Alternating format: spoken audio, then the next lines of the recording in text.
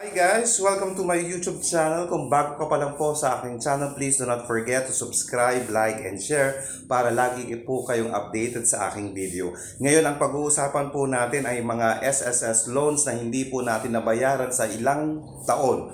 Okay? Marami po sa atin kasi na mga miyembro ng SSS na hindi na po nababayaran ang kanilang SSS loan dahil siguro po natanggal sa trabaho o nagkaroon po ng nag-bankrupt ang kanilang mga kumpanya kaya hindi na po na nila nabayaran ang kanilang SSS. Ngayon meron po tayong paraan para makabayad po tayo ng ating SSS loan dahil every year nagkakaroon po ito ng interest. Lumalaki po at lumalaki ang ating loan sa SSS dahil nagkakaroon siya ng additional interest. Okay? Mabibigla na lang po tayo pagtingin po natin sa ating SSS loan ay lumaki na po siya. Ngayon, ang gagawin po natin, kung mayroon po tayong SSS online, pwede po tayong mag-apply ng condonation. Okay?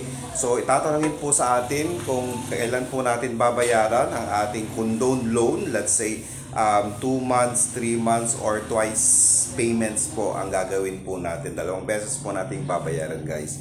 Okay, kung meron po kayong SSS online, hanapin po natin ang apply for condonation at i-condone po nila ang ating SSS loans. Okay, matatanggal po ang mga interest po na na-incur for how many years at ang babayaran lang po natin ay ang kanilang principal. Okay, ang principal loans po ang babayaran po natin.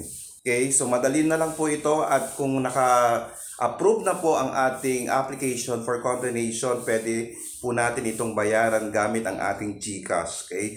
Kasi po importante po na updated po tayo sa pagbabayad ng ating mga loans kasi po once na tayo po ay mag-file ng ating retirement po, ibabawas po yan sa ating retirement na matatanggap. Okay, ulitin ko po, mag-apply na po kayo ng condonation para po lahat ng mga interest po na na-incur niya for how many years ay matatanggal po at kung ano man po yung principal lang po, yun po yung babayaran natin.